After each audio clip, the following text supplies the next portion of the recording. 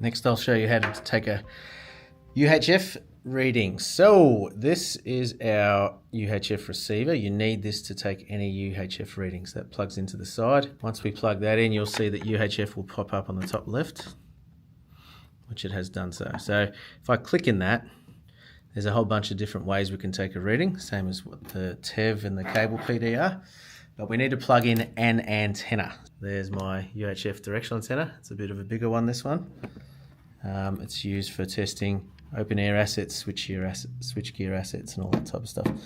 What we do is we plug a cable from our receiver into our UHF antenna. There's a little port on the side here. Plugs in, nice and slug. And then we point that at our switchgear or whatever we're testing, the test object. Let's go through the screens. Again, we've got that measurement screen, which just tells you what the last readings were and the decibel. UHF is measured in dBm. It usually is a negative number, similar to reception on your mobile phones and stuff like that. You've got a gain level, you've got a frequency level, and that's just telling me what I saw last. Phase plot, this is the one we recommend everyone, or most people, do their readings in. There's a couple of different screens for this. We have our gain setting at the time of test. We have our frequency setting at the time of test. We can tune any of our UHF sensors to go from 50 megahertz all the way through to 1,000 megahertz. We find that there's a very good range to find PD signals with our antennas. So we have a phase plot. We can clear our phase plot, and that is the reading that's getting taken right now. Now to change our gain, what we do is we hit our settings button, we go to gain, and we can change that gain all the way from the least you can go is -10, and it will go all the way through to +40. So to become more sensitive, we go up.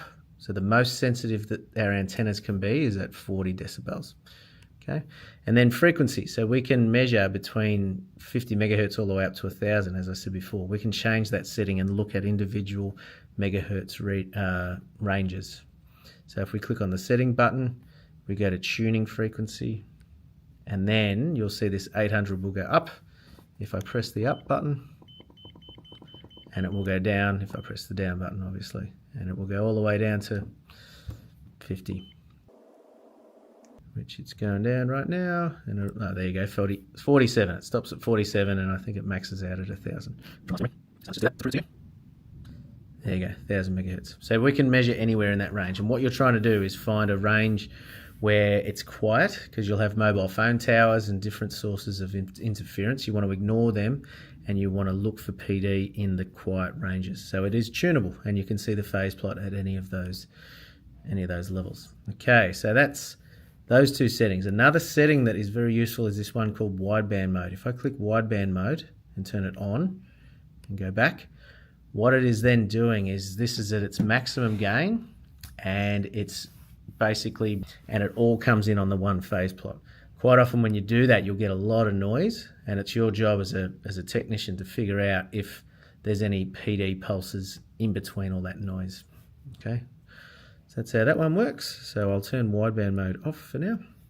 Again, we've got our headphones. We can listen to ultrasonics. We can listen to UHF.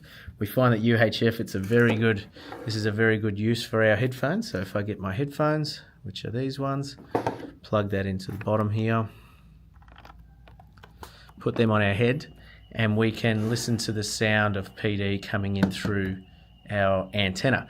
And when we are picking up PD, it does sound a lot like ultrasonic PD. So that's a very good use of the headphones. So I'm just going to turn that on mute for now.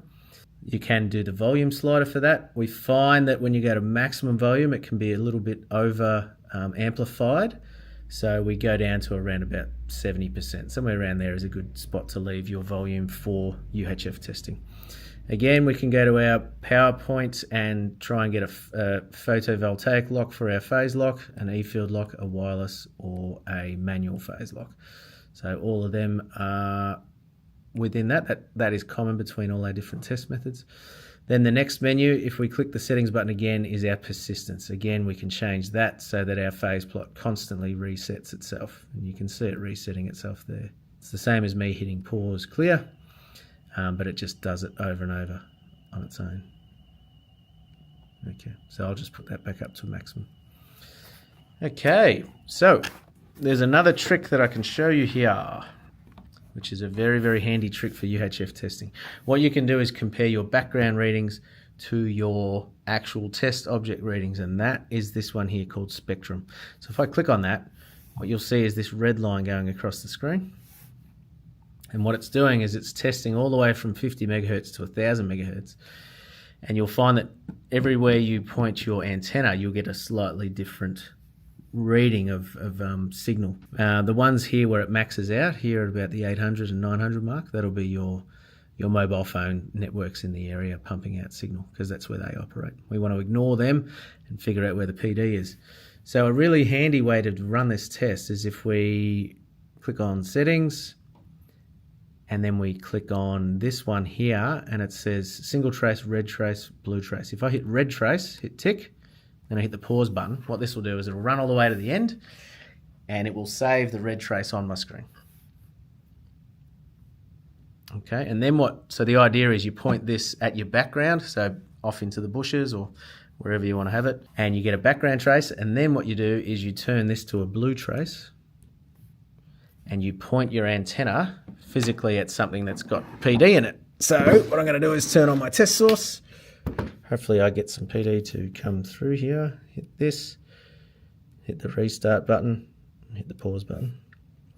And what it'll do is you can see that I've got a very high level of activity here. See how the blue line is a lot higher than the red line? That means that my test object is pumping out some signal here, and my background is not pumping out any signal there. So I want to look at what the phase plot looks like in that frequency range.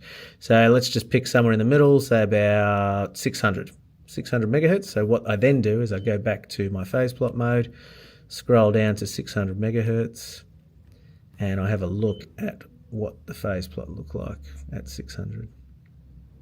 All right, so there we go. We're at 600 megahertz now. I know that that test source is pumping out activity at a different frequency to 50 hertz, so I'll just go down to that. We should be able to see 3 lines of activity come up on our screen. And there they are, a little bit less. So you can see there and there and there. That is my test source. It's pumping out 3 pulses per cycle, 1, 2, 3. And my sensor has been able to see that. It's been able to compare it to the background and compare it to the test object and capture the phase plot. So that's how that one works. That's a very useful piece of test kit when you're out UHF testing in the field. Okay, the other settings that we have is this waveform setting. Again, it's the same as the one that we were looking at with the TEV and the cable PD. You can look at the waveforms coming through. You can zoom in on them. The faster and sharper they are, the more likely they'll be PD. And then you've got your 3D phase plot mode. So you can see here that we've got 3 pulses per cycle coming through. You can pause that, take screenshots of that, and all that type of stuff. Now, there are a couple of different UHF antennas. I'll show you them all right now. So the one that's mainly used is the one that I showed you before, which is this one, which is the directional antenna. We then have what's called a whip antenna. So if we disconnect that, we have this one here. This is called a whip antenna. This is not directional, but you can use this to walk around a switch yard and figure out where your PD signals are highest, or your whatever you happen to be testing. And then the third one is this one here, which is called a GIS sensor. You place this across the spacer gaps of GIS switchboards, and you look for PD that's coming out through those spacers. Now, those spacers can't be made out of metal. They have to be made out of something other than metal, plastic usually. And the PD that's within the GIS tubes will come through, and it will come through this black sensor here. You basically place these 2 ribbons on either side of the band joint, have the plastic part of the switchgear go through there, put that on your switchboard, and then do all the measurements that I just told you to figure out if you've got PD. And that's UHF.